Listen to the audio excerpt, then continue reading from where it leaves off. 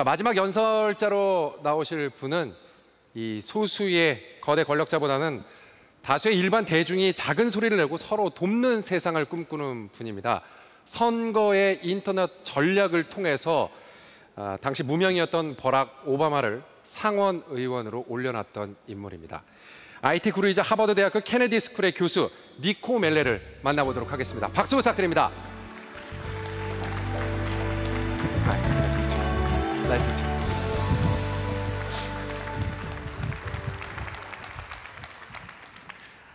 I think the world changed in 1984. The good nerds in this room will remember that is the year that Steve Jobs introduced the first Macintosh personal computer. But that's not what I'm talking about. In 1984, a man named Chuck Hull invented something called stereolithography. Today, we call stereolithography 3D printing. I have a 3D printer. And about a year ago, it was the first nice, warm spring day in Boston, where I live. I have two little boys, 5 and 3, and I wanted them to wear sandals outside. But I didn't want to put them in the car and take them to the store and try on shoes and buy sandals. It would take all day. So instead, the night before, I downloaded off the internet the blueprints for some sandals, and I printed them sandals on my 3D printer. Sounds awesome, right? A world where you can just print things at home. But about 3 days after I printed the sandals for my boys, a man in Texas put up the blueprints on how to print a fully functional handgun. All you have to do is go to the store and buy some nails to put in it. I think this story perfectly encapsulates the promise, the opportunity, the amazing abilities that our technology gives us, but also the dangers, the perils. And when I look at the course and trajectory of our technology, I see it pushing power from our big institutions that have built our modern world to the individual, pushing power out of all the traditional institutions to individuals at an alarming rate that we're not entirely prepared for. Across the board, from big newspapers, big political parties, big governments, big armies, even big fun, we're seeing an erosion of the traditional institutions. Earlier, you even had the panel talking about streaming video and the rise of new players like Netflix challenging established institutions. This should be a familiar story in Korea. I lived in Korea in the late 80s and early 1990s. And when I was living here then, the idea that Samsung would one day crush Sony was a crazy notion. About a month ago, our washing machine died at home, and my wife and I went to the store to buy a new one. And there were all these washing machines by old, famous, established American companies, General Electric, Maytag. But the salesman said, you don't want one of those, you want one by LG. We've gone from a world where Samsung has defeated Sony, and LG is challenging GE, and Hyundai is taking on Ford, and even pop stars. Psy is bigger than Justin Timberlake. That is a story of a small nation, Korea, the David, becoming the Goliath, a global power. But what of the future? What future does this hold for Korea? What responsibilities and challenges are there now that you're a global power? Across the board, I see our technology taking power out of institutions, out of well-established companies, big armies, big manufacturing, big universities across the board, and pushing it to individuals at an alarming rate. It's very hard sometimes to figure out how to talk about this. When I speak or when I go to board meetings in corporate boardrooms, or when I listen to meetings in Washington, D.C., and Capitol Hill, and in the White House, and when I think about, I sit in, sometimes even in Harvard faculty meetings, I struggle. I think the world that I hear everyone else talking about, that's not the world I live in. You've heard parts of it today with things like Bitcoin, the change in wearable computing, the changing future of technology. And I try and think about how to talk about this, and I am reminded of the death of King Edward VII in 1910. King Edward VII died in 1910, and every nation on the world sent someone to his funeral. And almost every country in the entire planet was a monarchy or a colony. There were just 3 democracies. And in a generation, the monarchy disappeared. The new king of England, King George, his first cousins were the Kaiser of Germany and the Tsar of Russia, and they were writing each other letters. Just imagine in 2014 when our grandchildren are the monarchs of Europe and the colonies. But it was over already. And that's sometimes how I feel when I listen to our leaders today. It's a huge challenge, and we're not here by accident. If I was giving this speech 35 years ago, and I was to ask you to describe a computer, you might describe something like this: a giant machine that would have filled this stage. A Cray supercomputer in the mid-1970s cost $5 million base price, and it was only available to the world's biggest institutions, the biggest militaries, the biggest governments, the biggest corporations, the biggest universities. And today, you can walk into almost any store, almost anywhere in the world, and buy a computer infinitely more powerful than one of these Cray supercomputers for just $200 and a low monthly metered fee. That's as if I were to say to you that 35 years from now, you'll be able to walk into any store anywhere in the world and for $200 and a low monthly fee, be able to buy a jumbo jet, a Boeing 747. That would sound crazy, but that's exactly what has happened. And that push of power from institutions to individuals is in many ways not an accident. The first computer science program in a university in the United States, anyone want to guess what year? It was 1962, and it was not at Stanford or UC Berkeley or MIT or Harvard. It was at Purdue University in the middle of the United States.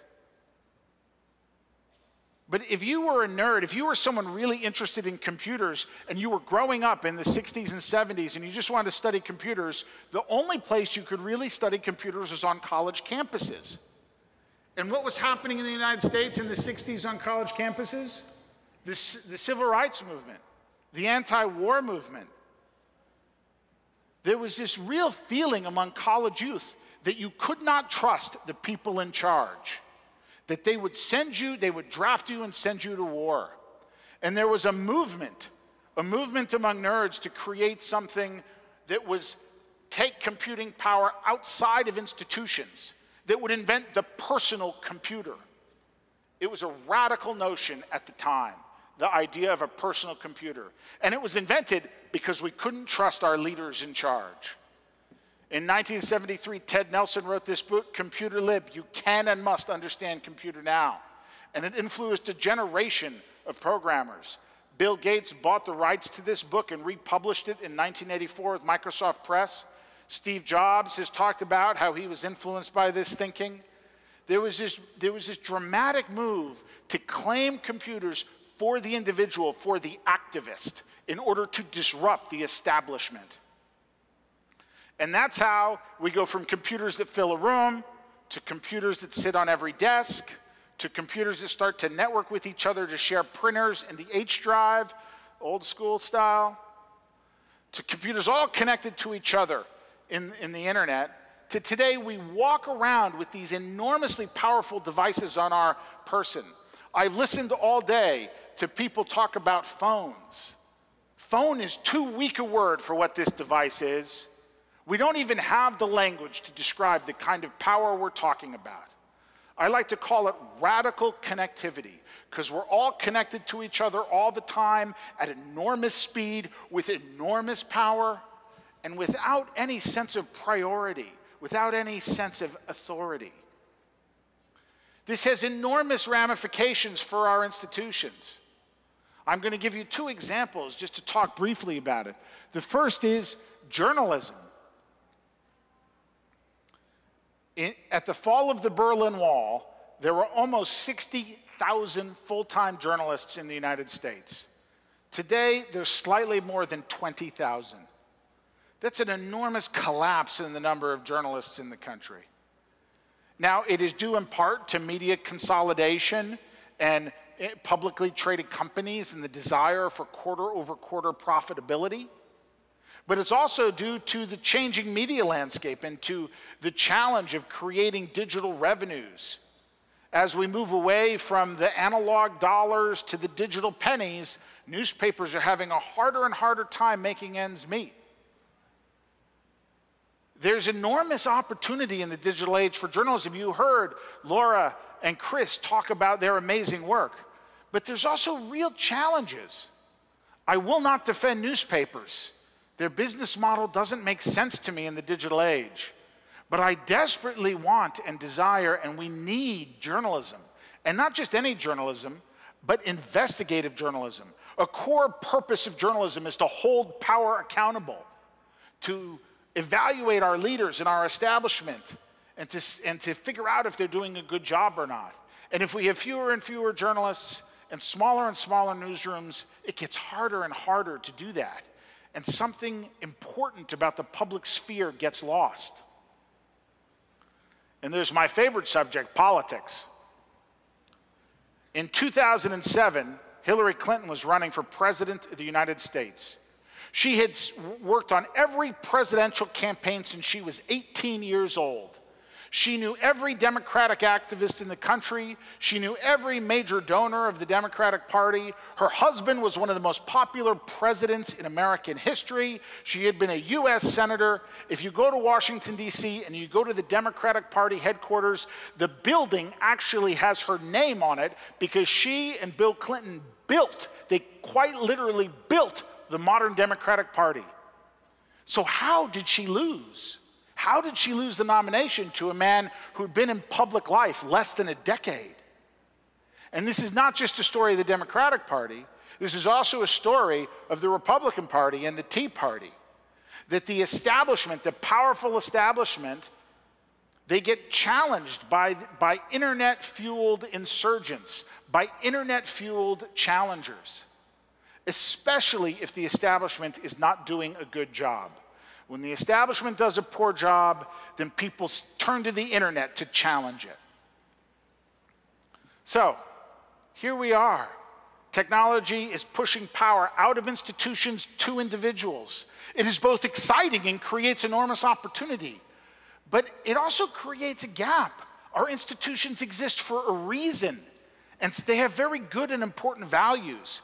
And while we may not want to defend the newspaper, we care about integrity in reporting. We care about investigative journalism. How do we bridge that gap? What are we going to do? Well, I think the first thing we can do is we can reimagine our audiences. In fact, I don't even like the word audience. You are not an audience. You have an enormous amount of power. You can right now take out your phone and you can go on Twitter or Facebook and you can say, oh, that Nicco, he doesn't know what he's talking about. He's not very good. I heard that before. I think he's wrong. You can all go on Amazon and you can give my book 1 star without even reading it, and it will demonstrably hurt the sales of my book. You can also give it 5 stars. It's okay with me. You are not the audience. You are the former audience. You have enormous power, and we have to reimagine the people we lead.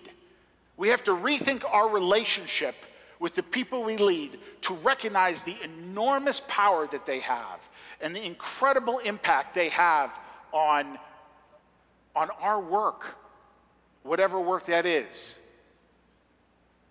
The second thing we can do is we can combine top-down leadership with distributed power. This might be the hardest thing to do. The classic example is the Obama campaign.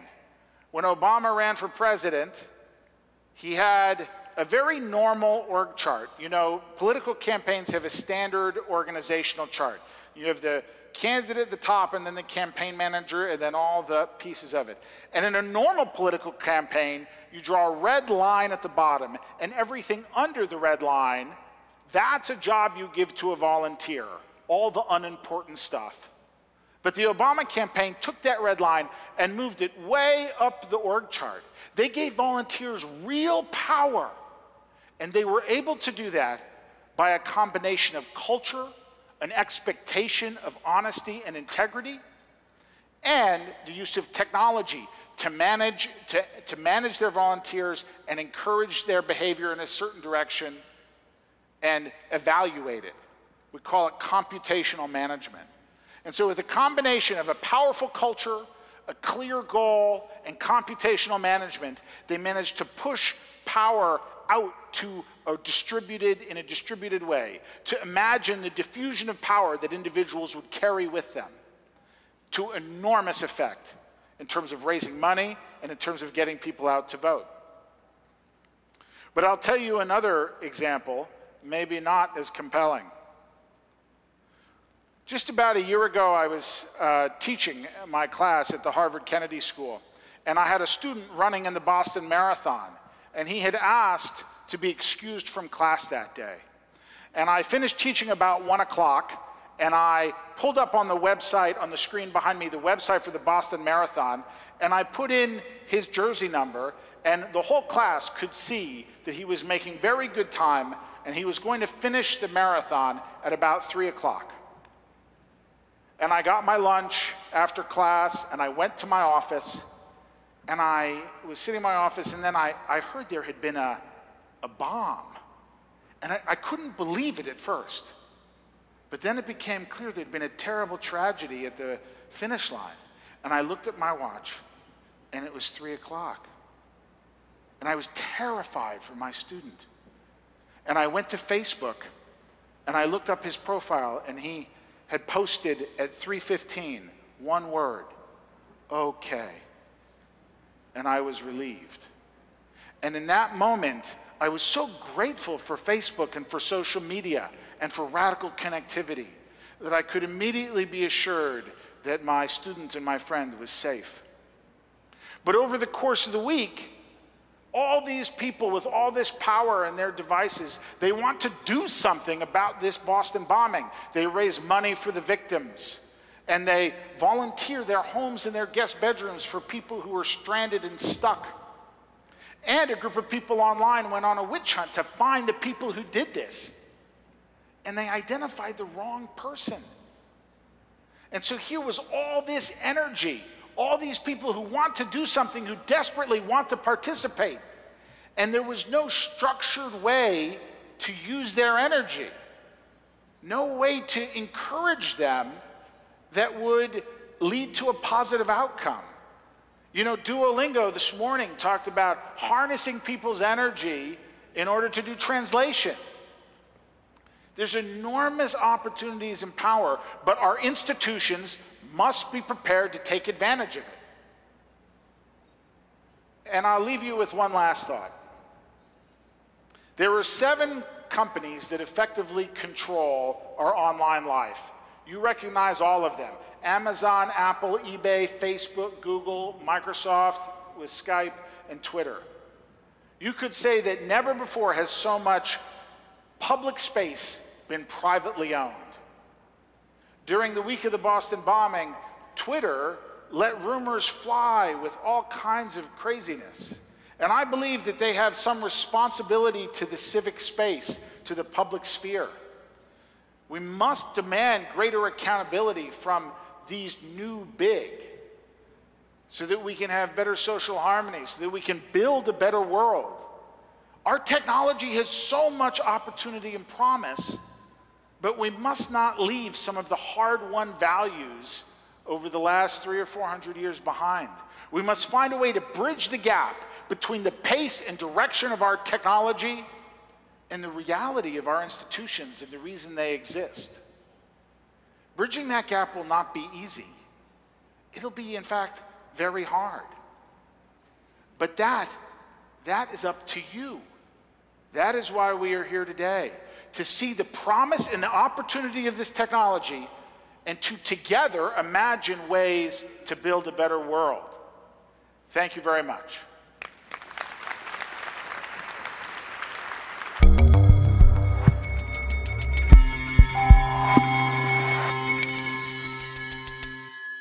Please welcome again Professor Nicco Mele. Have a seat. Professor Nicco Mele, it was really powerful and insightful and persuasive speech you made this afternoon. And the end of big, the key concept of your speech, which is also title of your books, I think well grasped essential nature of political or social cultural shift led by digital technologies. Also, I was very much impressed to see your position is very balanced. You talk about the positive, bright side of the new media technology, but also when you mentioned negative or unexpected outcome led by digital media technologies. So I think I agree 100% with what you said this afternoon. But my role today is to ask you questions.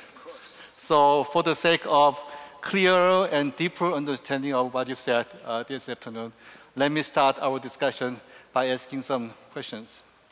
One of the recurring themes of your speech and also book is in the field of political world, or in the field of political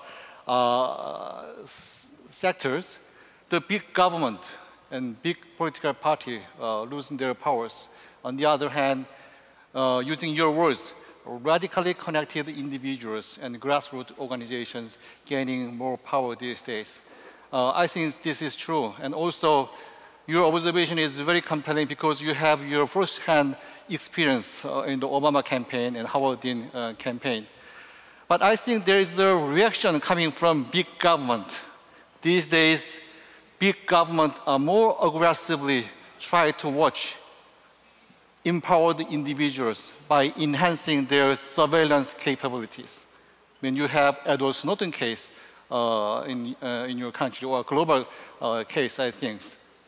Sure, so my question is, on the one hand, we have individuals enjoying greater freedoms, and also on the other hand, we have still big government trying to regulate or control the empowered individual in the name of national security. So how would you make compromise between these two? The surveillance of the US government and the NSA is deeply troubling.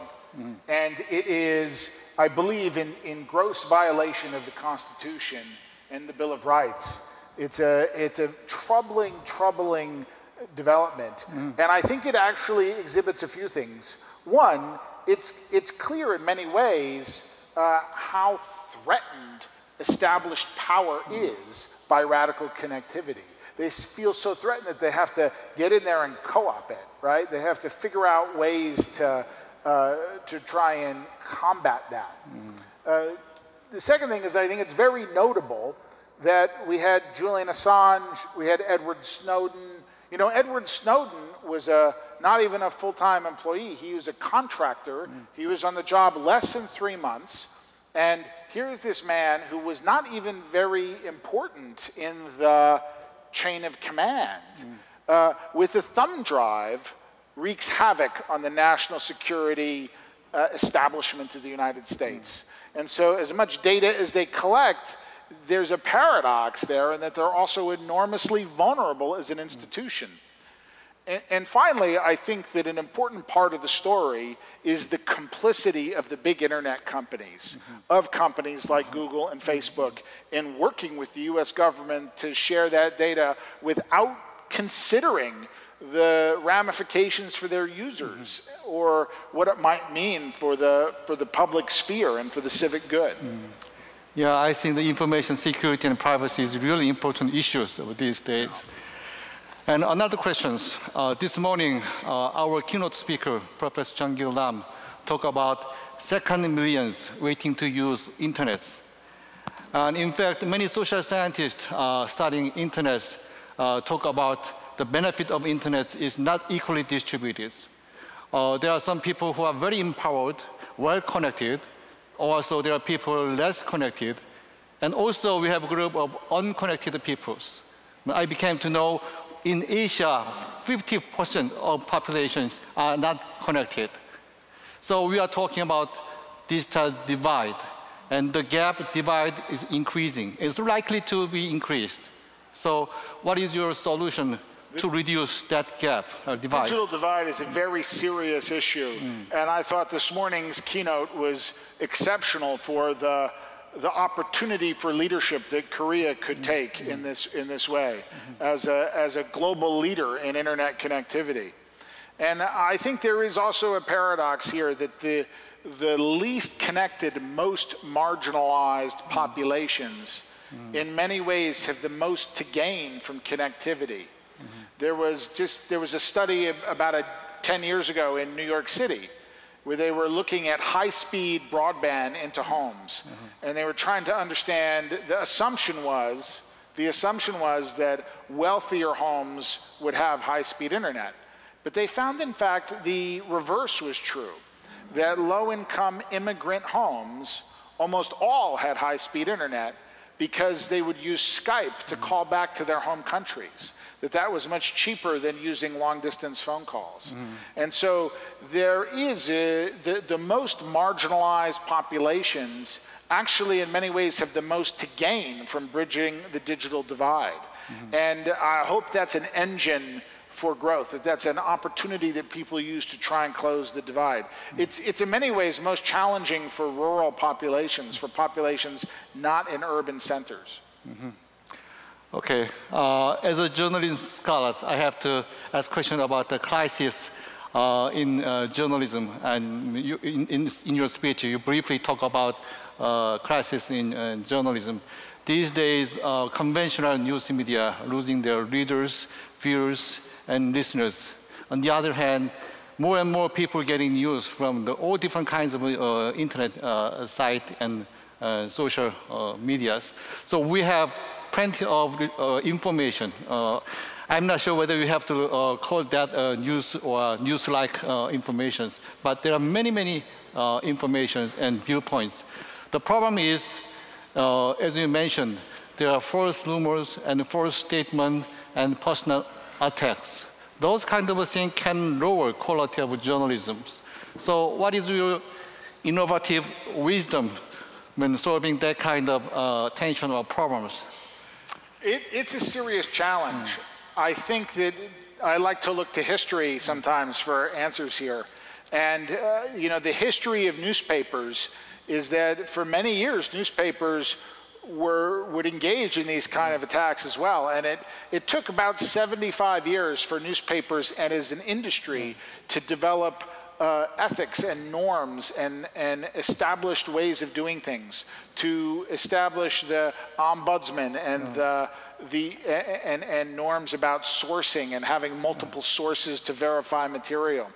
And so I think in many ways the digital world is just at a very early stage, and I hope that over time we'll develop those norms.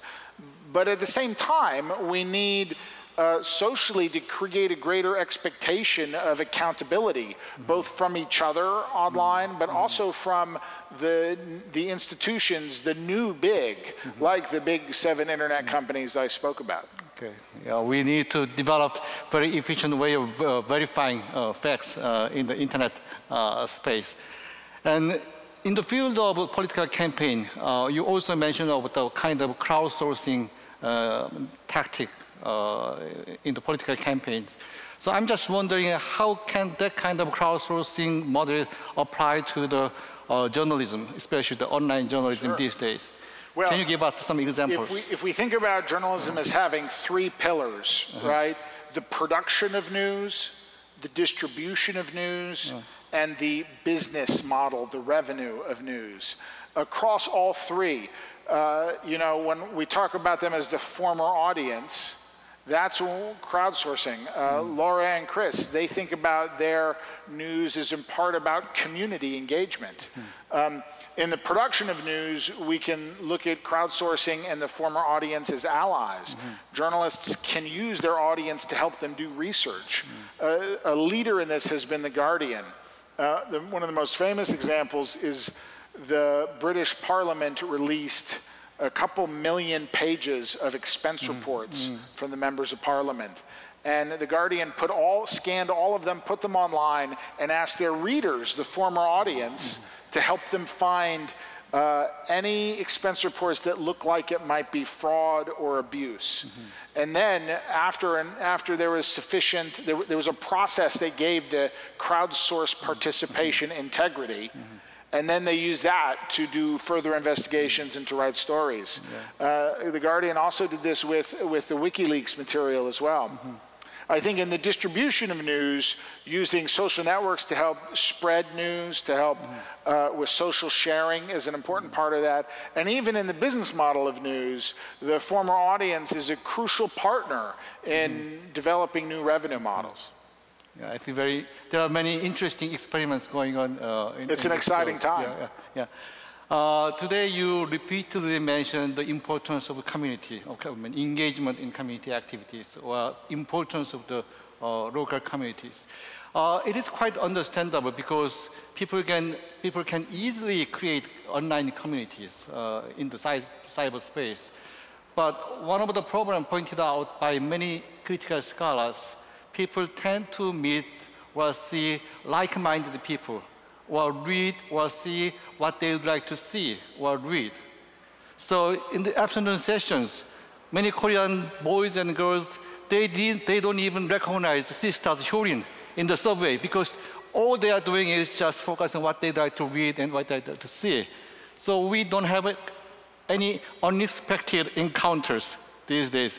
That is related with the lack of media diversity. I mean, people tend to have a very narrow range of diverse information or diverse opinions.